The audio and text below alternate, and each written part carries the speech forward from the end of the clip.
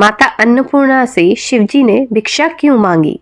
अन्नपूर्णा देवी हिंदू धर्म में मान्य देवी देवताओं में विशेष रूप से पूजनीय है। इन्हें मां जगदम्बा का ही एक रूप माना गया है, जिनसे संपूर्ण विश्व का संचालन होता है।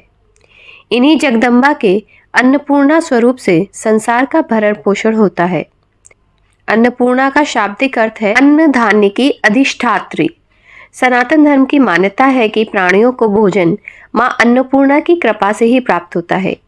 शिव की अर्धांगिनी कलयुग में माता अन्नपूर्णा की पुरी काशी है, किंतु संपूर्ण जगत उनके नियंत्रण में है। बाबा विश्वनाथ की नगरी काशी के अन्नपूर्णा जी के आधिपत्य में आने की कथा बड़ी रोचक है। भगवान शंकर जब पार्वती के संग विवाह करने के पश्चात उनके पिता के क्षेत्र हिमालय के अंतर्गत कैलाश पर रहने लगे, तब देवी ने अपने मायके में निवास करने के बजाय अपने पति की नगरी काशी में रहने की इच्छा व्यक्त की। महादेव उन्हें साथ लेकर अपने सनातन ग्रह अभिमुक्त क्षेत्र काशी आ गए। काशी उस समय केवल एक महाशमशान नगरी थी। माता पार्वती को सामान्य गृहस्थ स्त्री के समान ही अपने घर का मात्र शमशान होना नहीं भाया।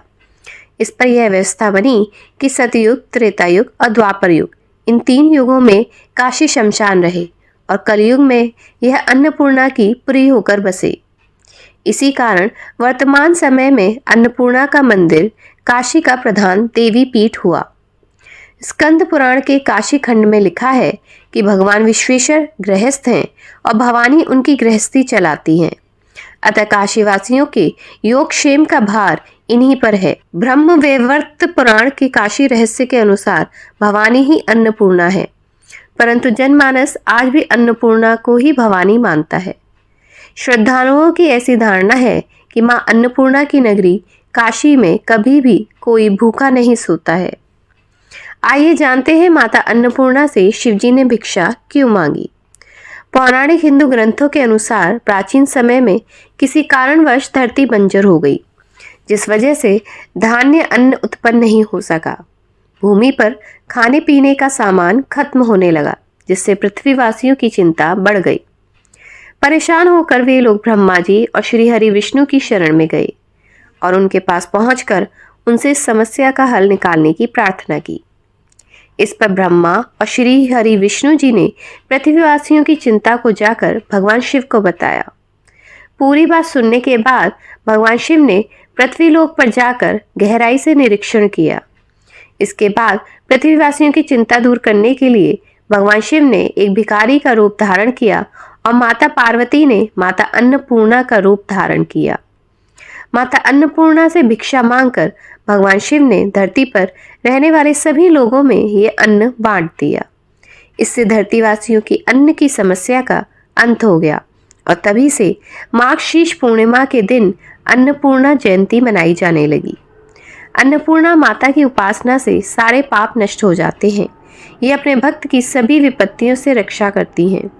इनके प्रसन्न हो जाने पर अनेक जन्मों से चली आ रही दरिद्रता का भी निवारण हो जाता है। ये अपने भक्त को सांसारिक सुख प्रदान करने के साथ मोक्ष भी प्रदान करती हैं। तभी तो ऋषि मुनि इनकी स्तुति करते हुए कहते हैं, शोषणी सर्व पापानां मोचनी सकलापदां दारिद्र्यदमनी नित्यम सुख मोक्ष प्रदायिनी।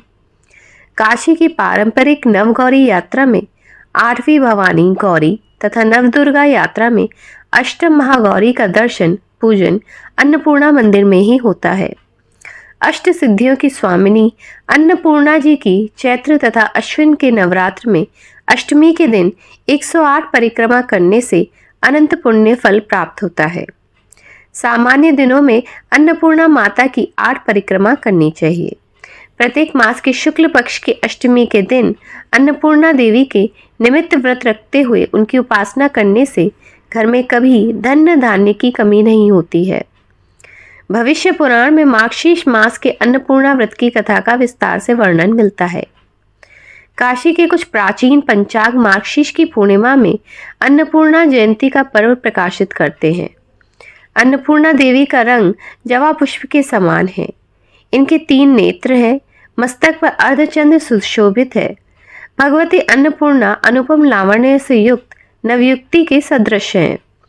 बंदूक के फूलों के मध्य दिव्य आभूषणों से विभूषित होकर ये प्रसन्न मुद्रा में स्वर्ण सिंहासन पर विराजमान है।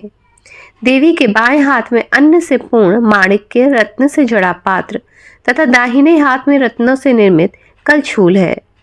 अन्नपूर्णा माता अन्नदान में सदा तल्लीन रहती हैं। देवी भागवत में राजा बृहद्रथ की कथा से अन्नपूर्णा माता और उनकी पूरी काशी की महिमा उजागर होती है। भगवती अन्नपूर्णा पृथ्वी पर साक्षात कल्पलता हैं, क्योंकि ये अपने भक्तों को मनोवांछित फल प्रदान करती हैं। स्वयं भगवान शंकर इनकी प्रशंसा में कहते हैं, मैं अपने पांचों मुख से भी अन्नपूर्णा का पूरा गुणगान कर सकने में समर्थ नहीं हूँ। यद्यपि बाबा विश्वनाथ काशी में शरीर त्यागने वाले को तारक मंत्र देकर मुक्ति प्रदान करते हैं, तथापि इसकी याचना माँ अन्नपूर्णा से ही की जाती है। गृहस्थ धन धान्य की तो योगी ज्ञान वैराग्य की भिक्षा इनसे मांगते हैं। अन्नपूर्णे सदा पूर्णे शंकर प्राण वल्लभे ज्ञान वैराग्य सिद्ध्यर्थम भिक्षाम देहि च पार्वती।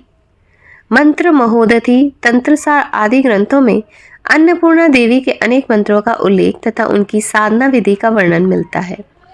मंत्र शास्त्र के सुप्रसिद्ध ग्रंथ शारदा तिलक में अन्नपूर्णा के सहस्त्र अक्षरों वाले निम्न मंत्र का विधान ही वर्णित है।